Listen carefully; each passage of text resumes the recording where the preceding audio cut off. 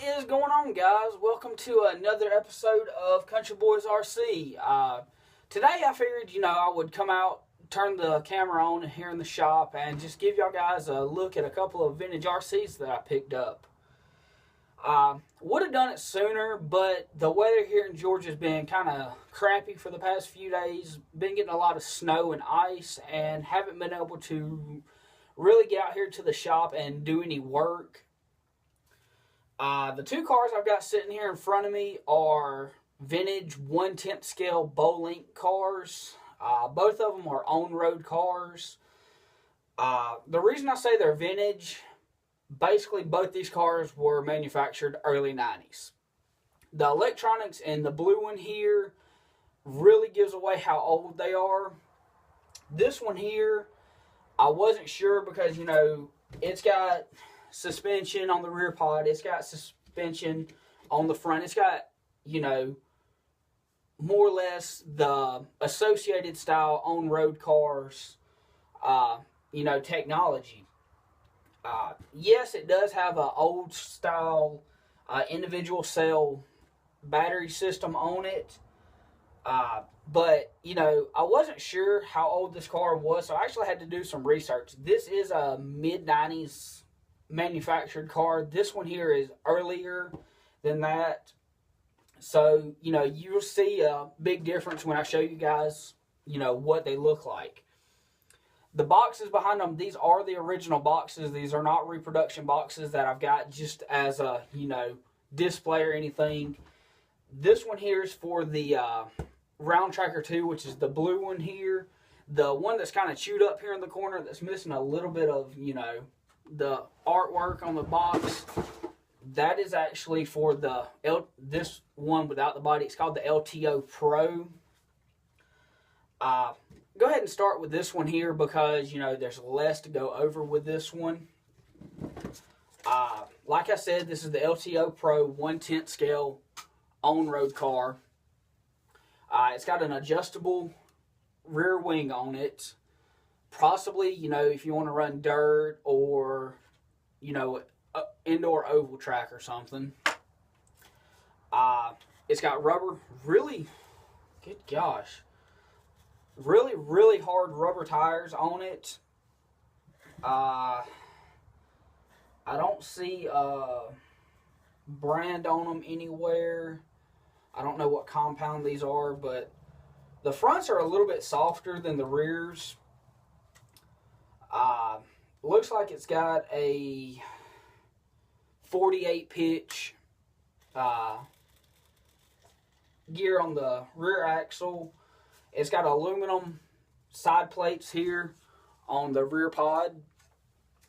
It's got an aluminum style coil for the rear suspension, so you get that suspension for the track. The front, it does have suspension. Oh, it's got little small springs here on the inside where the kingpin is. So, you get a little bit of movement there. Not a whole lot of travel. This car is missing a couple pieces. It's missing the servo bracket on the front. And it's also missing, all the electronics, of course, which is kind of a no-brainer.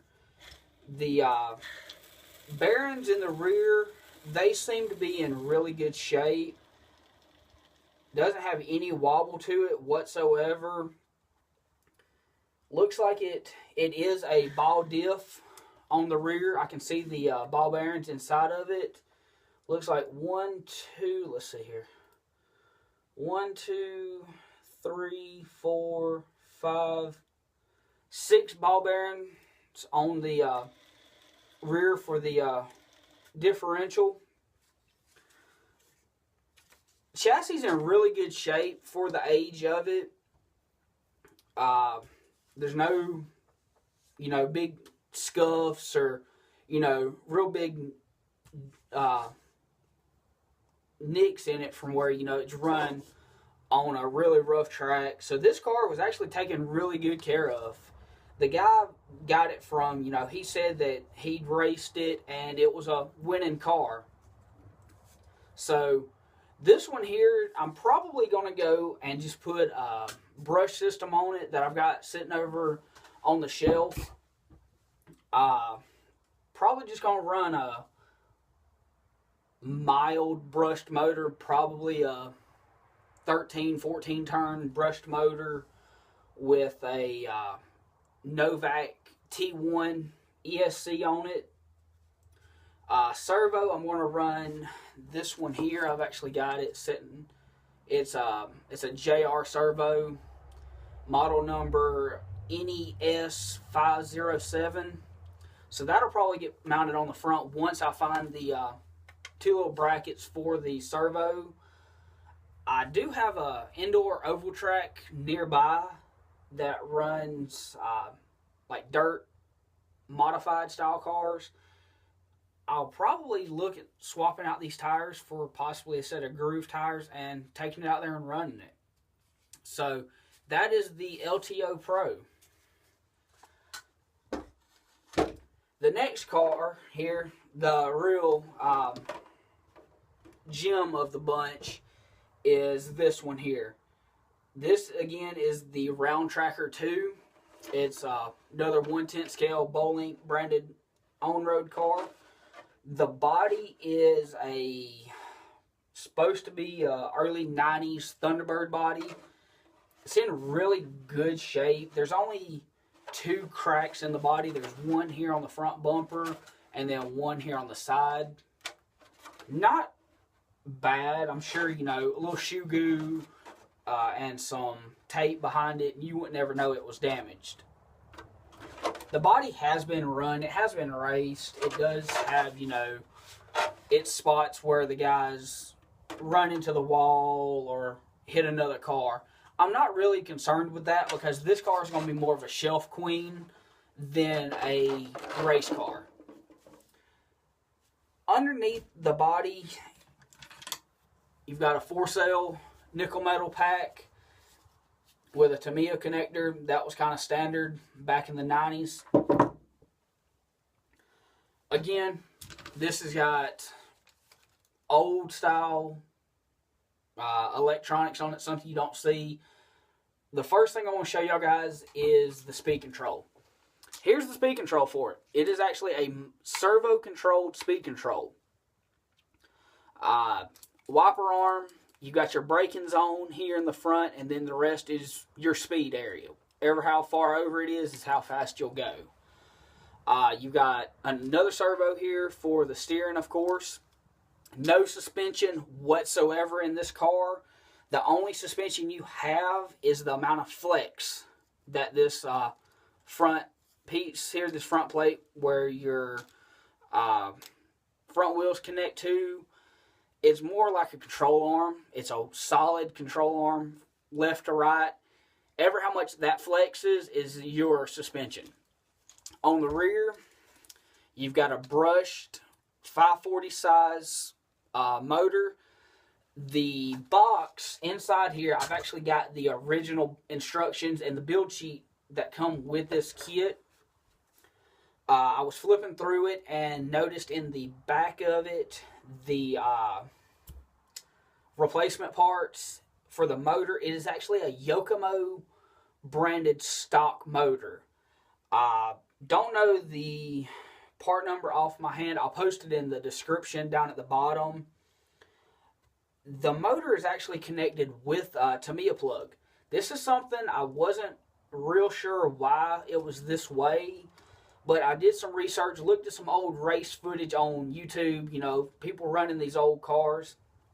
What this was for is for a quick change motor. You pull in the pits. This was built for asphalt tracks. So what you would do, you would run your race. In the middle of your race, I'm sure they would pull in, like with the nitro guys, you'd fill up, do your pit stop. What they would do, have another motor ready with the same gear, or maybe even change the gearing on it for a little bit more speed. But what they would do, 2 screws, motor comes out, you unclip it, put your new one in, screw it back together, clip it back on, body on, and you're on the track running. I'm going to keep it this way. There's nothing wrong with that. Like I said, it's going to be a shelf queen. It'll probably be run once in a blue moon if I find a vintage RC race somewhere. AM/FM style speed control. This is actually a 75 megahertz crystal that's in it.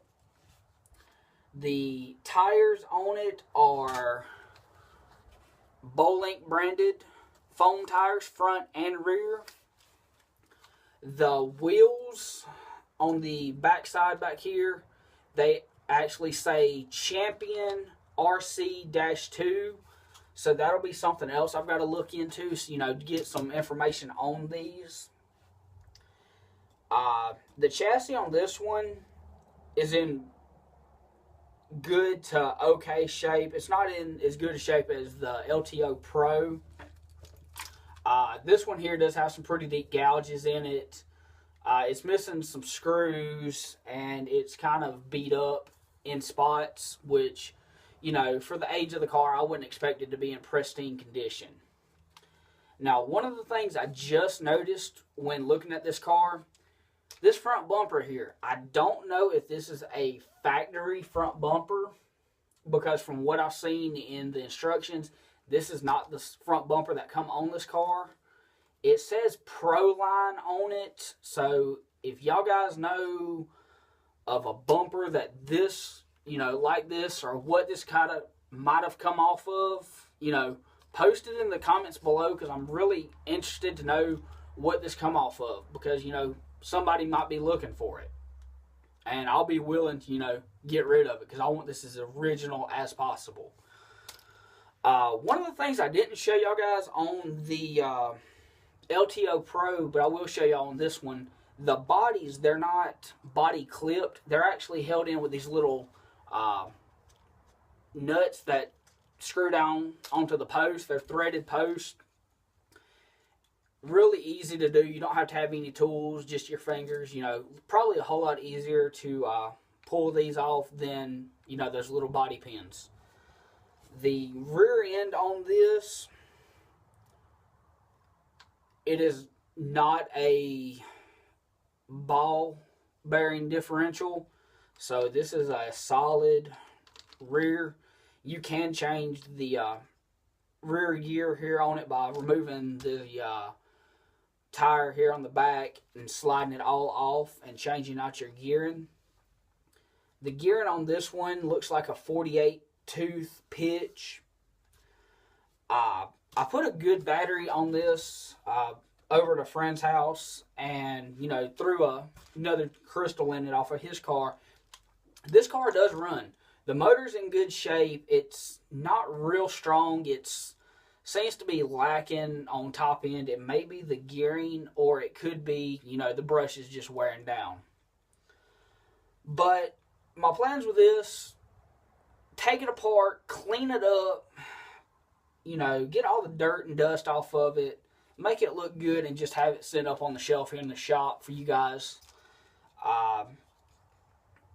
It's all to each is his own what they do with their RCs. This one here is in too good a shape to really want to get out and bash around with it and tear it up. I know Bowlink's out of business, so finding parts for it's going to be very hard to do. And I want to, try to keep it to where I don't have to fix broken parts. If, who knows how good a shape this plastic actually is. It may have some hairline cracks in it. If I get out there, hit a bump, it may just break something, and oh well, it's over.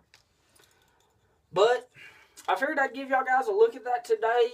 Just a little bit into this. Next video I'm going to do, I'm actually going to do a how-to video on scale tow ropes for you RC scalers out there. You can put it on your Ultra 4 trucks. You can put them on your SCX-10s. Just whatever you need it for, you can put it there. So I'm going to do a video with that.